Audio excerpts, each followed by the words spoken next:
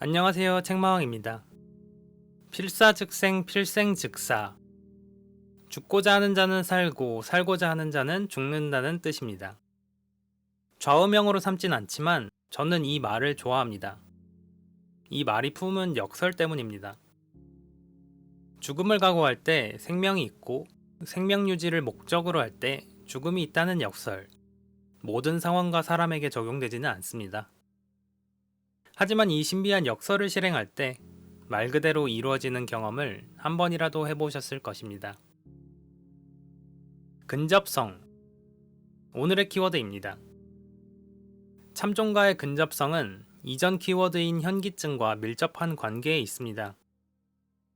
현기증은 나약함에 빠지고 싶은 추락 욕구라고 했죠. 그리고 현기증은 소수의 경우를 제외하면 테레자의 이야기에서 대부분 나온다고 말씀드렸습니다. 근접성은 바로 그 소수에 해당하는 이야기입니다. 육부 대장정에 이런 내용이 나옵니다. 가장 고상한 비극과 가장 일상적 사건이 이토록 현기증 날 정도로 근접한 것일까? 현기증 날 정도로 근접하다? 근접성이 현기증을 불러일으킬 수 있다는 말일까?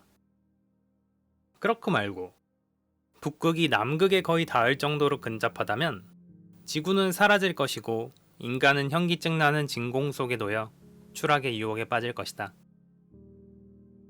6부 초반의 배경은 이렇습니다.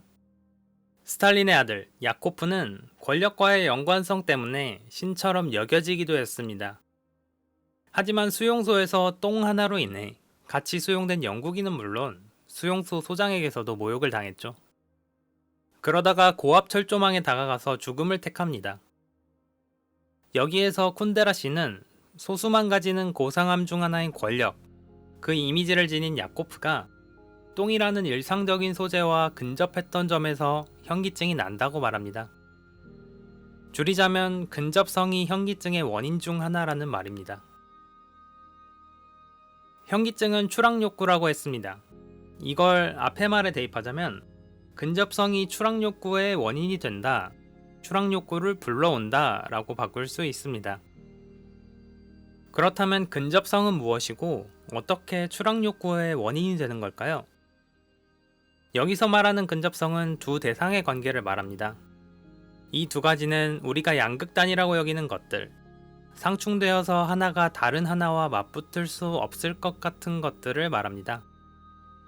예를 들어 재벌가의 사람과 다이소 또는 재래시장이 있습니다.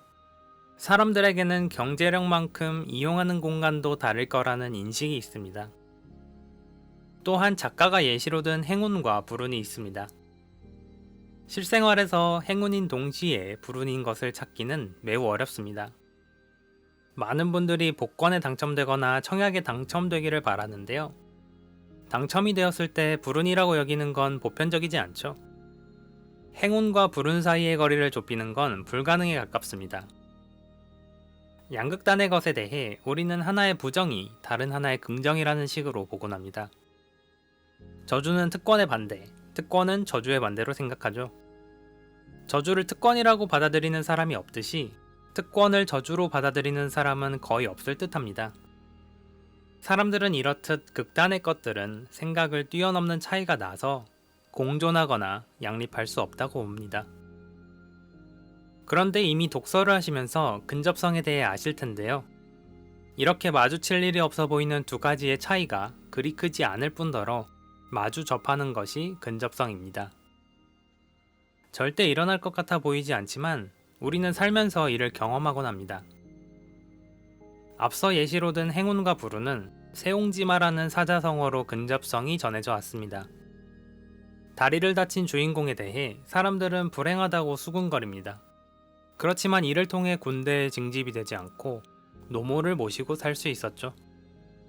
행운으로 여긴 것이 불운으로 이어지고 불운이 행운으로 이어지는 개인적인 경험이 다들 있으실 겁니다.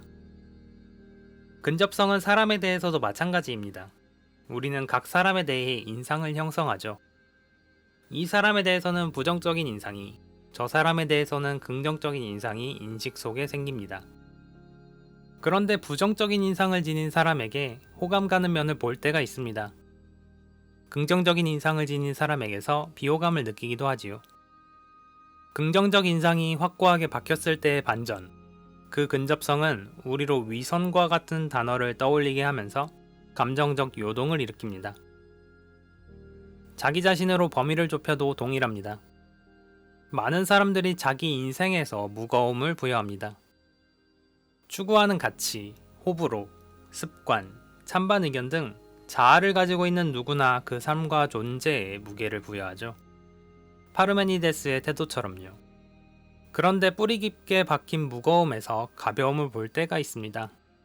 제일 하찮게 여기던 사람에게서 동일한 자신의 모습을 볼 때라거나 강하게 지지하던 의견에 반증이 나타나거나 하는 과정에서 그동안 부여한 무거움 뒤에 가벼움이 있음을 봅니다.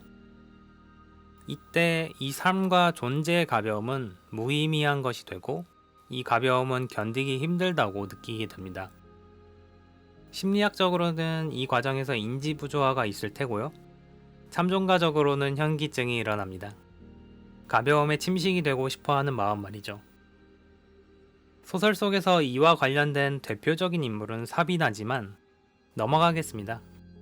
우리는 육부의 위치에 있죠. 현기증의 원인이 되는 근접성의 예시는 스탈린의 아들이었습니다. 그러나 육부의 메인 인물인 프란츠야말로 근접성을 깨닫고 현기증을 느낀 사람이었습니다. 그가 이 근접성을 체감하게 된 계기가 바로 대장정입니다.